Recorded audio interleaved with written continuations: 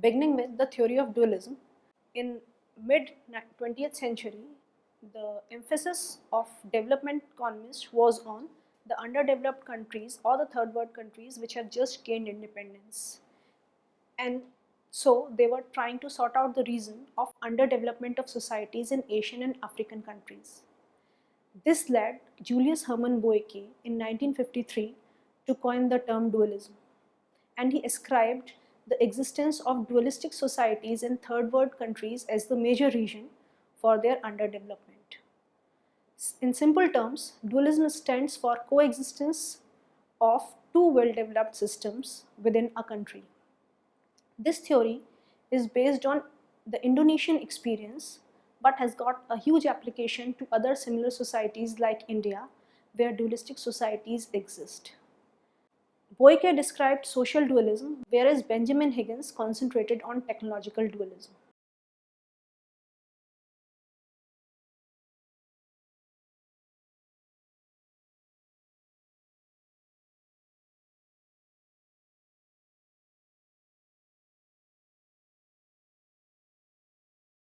Now, beginning with social dualism, Boyke suggested that any social system is an interplay or interdependence of three factors. Those factors are social spirit, that is, what is the collective spirit of a society, the organizational form of the society, and the techniques that dominate it. The prevalence of two or more synchronic or full grown systems alongside each other in a country is called dualism. Dual societies generally have existence of an advanced imported Western system and indigenous pre-capitalist agricultural East. These East and West represent a definite culture, a definite philosophy of life, which have not been blended but is at clash with each other. The existence these Eastern and dualistic economies are synonymous terms. The features of dualistic economies are that as compared to Western economies, they give overriding importance to social needs. So for them, their status in society and social obligations are important than individual obligations. They have limited human needs, which leads to low economic motivation to produce more, which results in low level of economic activity. Dualistic societies have family as the basic unit and individual self-sufficiency is the dominant idea. The mainstay of these societies is agriculture, but cultivating food crops is not a major source of income there because they produce for maintenance of household and do not regularly exchange these products in money terms, and hence the income so generated cannot be strictly called income in economic sense.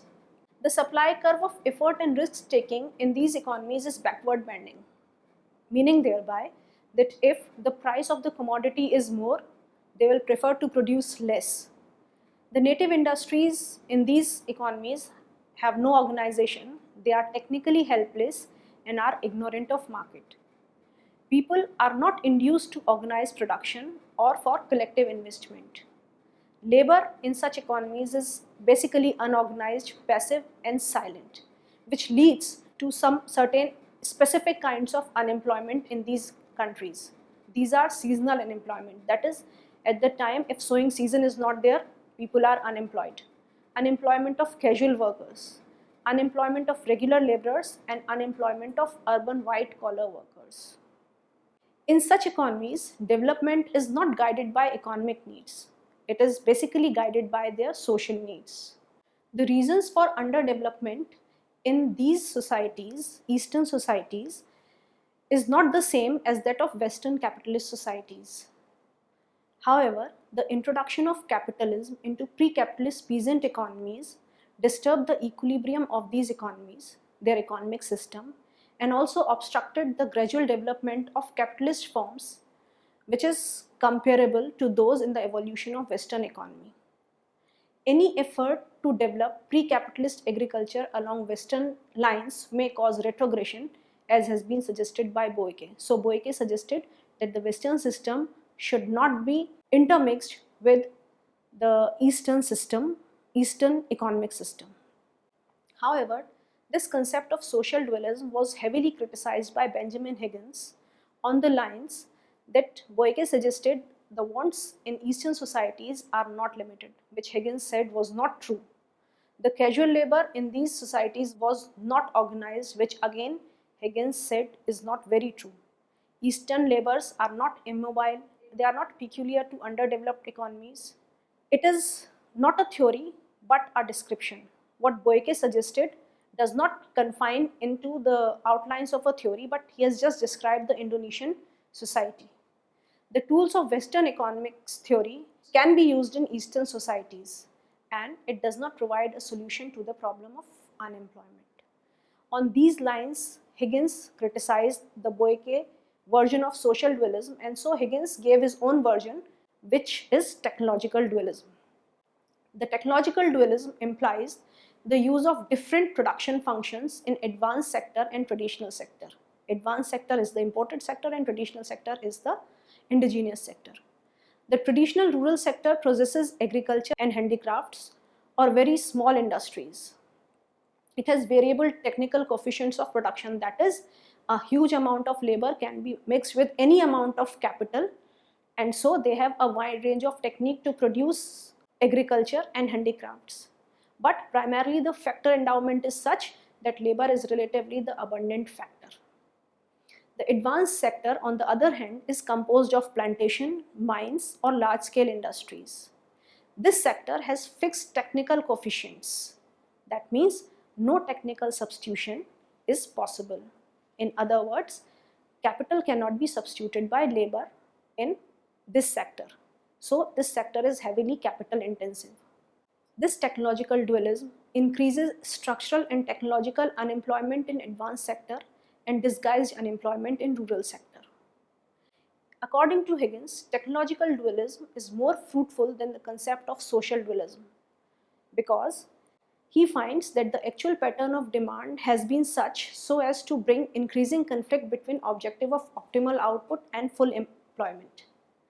The demand for exports grew at a higher rate due to rapidly expanding industrial economy, whereas the demand for rural output grew only at the rate at which the total population increased.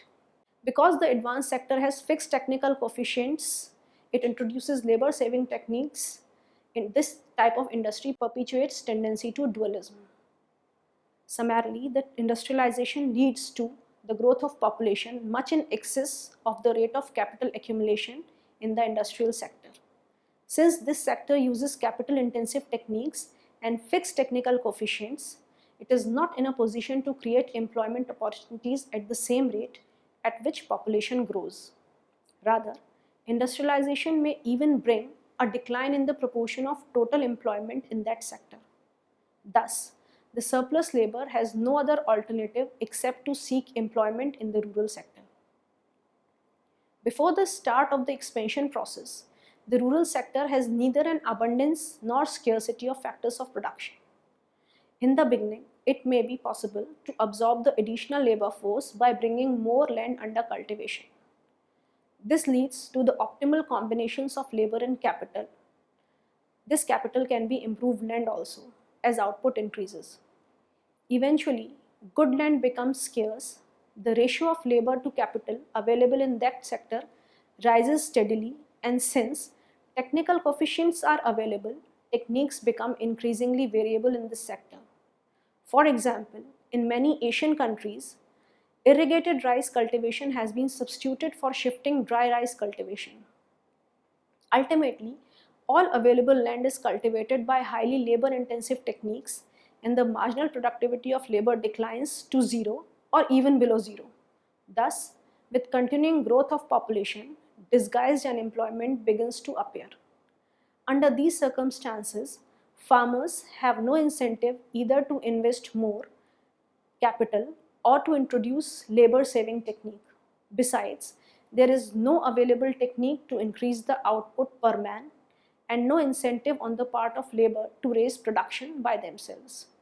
As a result, techniques of production, man-hour productivity, and socio-economic welfare remain at a low level in rural sector. In the long run, technological progress does not help in removing disguised unemployment. Rather, it tends to augment it. Professor Higgins contends that during the last 2 centuries, Little or no technological progress has occurred in the rural sector, while there has been rapid technological progress in the industrial sector. This has tended to increase the number of disguised unemployed. The situation is further aggravated by keeping wage rate artificially high by trade unions activities or by government policy. For high industrial wage rates relative to productivity provides an incentive to entrepreneurs for introducing labor saving techniques and thereby diminishing still further the capacity of the industrial sector to absorb surplus labor. Accordingly, these factors perpetuate tendency towards technological dualism in underdeveloped countries. Other than social and technological dualism, there are certain other views on dualism also, among which the first is that economic and regional dualism is often the consequence of a social dualism. Regional dualism is the regional inequalities. That is, in case of India, we have Punjab, Haryana, and Western Uttar Pradesh as more flourishing states in comparison to Bihar, Assam, or Odisha. The dualistic development is not a specific feature of some individual countries, particularly these underdeveloped countries, as has been suggested earlier. It has been observed that in many transition economies at different periods of time, such as the 18th and early 19th century Western Europe, economic dualism existed. The crux is that the development in dualism concept is the suppression of traditional sector by concentrating on and expanding the modern sector. The trickle-down effects of the development of advanced sector will reduce and abolish dualism as was thought about, but the main problem in this assumption is the capital formation, as its degree determines the scope and speed of expansion of the modern sector. Coming to the other views on dualism, because stresses the dualism of specific factors or technological dualism, not social dualism, which causes less development, and in this sense he supports the view of Higgins. Ganesh explained dualism on regional basis, which is lack of communication exchange between regions that create distinction and difference. The other concept is that of the concept given by Lewis in the form of unlimited supply of labor, which suggests that the underdeveloped countries is divided in two sectors. One is a rural subsistence agricultural sector, which has unlimited supplies of labor, and an advanced industrial sector, which in times absorbs this unlimited supply of labor. Ranis Fay extended the Lewis model with micro foundations and reformulated it in a neoclassical fashion by considering the case where unlimited supply of labor is over and the agricultural sector is fully commercialized. Another aspect of dualism is financial dualism as propounded by Professor Mint. He suggests that LDCs have two sectors. One is an informal sector, other is a formal sector. Informal sector constitutes of non-institutional financial institutions such as the landowners, and the organized sector is there, which constitutes the banks and other NBFIs. Nurse in his theory suggests that disguised unemployment or surplus manpower exists on a large scale in underdeveloped countries, which can be converted into a real source of wealth. He corroborates the theory given by Arthur Lewis. Disguised unemployment can be used for capital formation and can be put to work on projects like irrigation, drainage, and housing, etc. The process of converting the unproductive labor into productive labor should be financed from within the economy, and people should be prevented from raising their consumption so that the economy remains at equilibrium. C.N. Vakil and P.R. Brahmanand later on have elaborated Nurse's theorem of disguised unemployment as a saving potential. According to them, the transfer of surplus manpower from agricultural sector to capital sector be a self-financing process which can be eliminated through forced savings by people. Now, let us now summarize what we have learned in this module. First, dual economy is an economy where a modern manufacturing sector and backward sector, which is mainly agriculture, coexist simultaneously. The urban industrial sector is capital intensive, which use the modern mode of production with a high division of labor. Agricultural sector is comparatively a big one, which is traditional subsistence sector, It consists of small-scale agriculture, handicrafts, and petty trade. It has a high degree of labor intensity and little division of labor. Dualism is not confined to the production alone, but often reflects differences in social system, racial and ethnic backgrounds, demographic behavior, consumer expenditure, and consumer savings behavior, and thus the role of domestic and foreign sectors in economic development.